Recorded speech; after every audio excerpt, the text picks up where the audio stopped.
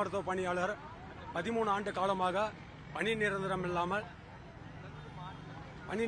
இல்லாமல் காலம் தாழ்த்து கொண்டிருக்கிறது தமிழக அரசு.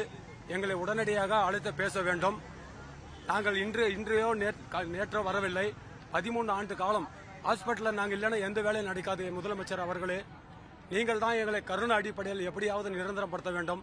ஹாஸ்பிட்டலுக்கு போனால் அந்த ஹாஸ்பிட்டல் ஒர்க்கர் இல்லையா, எந்த வேலை எடுத்தாலும் ஹாஸ்பிட்டல் ஒர்க்கர் ஒரு 100 தடவையாவது கொடுப்பாங்க. ஸ்டாஃப்லேருந்து, ஃபார்மர்ஸ்லேருந்து, டாக்டர்ஸ்லேருந்து. நாங்கள் இல்லைன்னா ஹாஸ்பிட்டலில் வேலையே இல்லை ஐயா. நீங்கள் கருணை அடிப்படையில் எப்படியாவது எங்களை உடனடியாக பேச்சுவார்த்தை கூட்டு எங்களை உடனடியாக நிரந்தரப்படுத்த வேண்டும். அது உங்களால் மட்டும்தான், உங்கள் ஆட்சியில் மட்டும்தான் முடியும். உங்கள் அப்பா எப்படி வழி நடத்தினாரோ அதே போல் நீங்களும் வழி நடத்த வேண்டும். உங்கள் மேலே எங்களை நம்பிக்கை இருக்குது.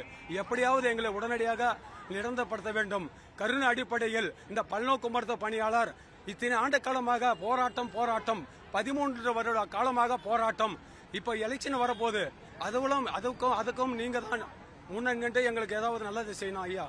பிளே ஸ்டோர் மற்றும் ஆப் ஸ்டோரில் இருந்து பாலிமர் செயலியை QR கோடு மூலம் பதிவிறக்கம் செய்யுங்கள். செய்திகளை உடனுக்குடன் பெறுங்கள்.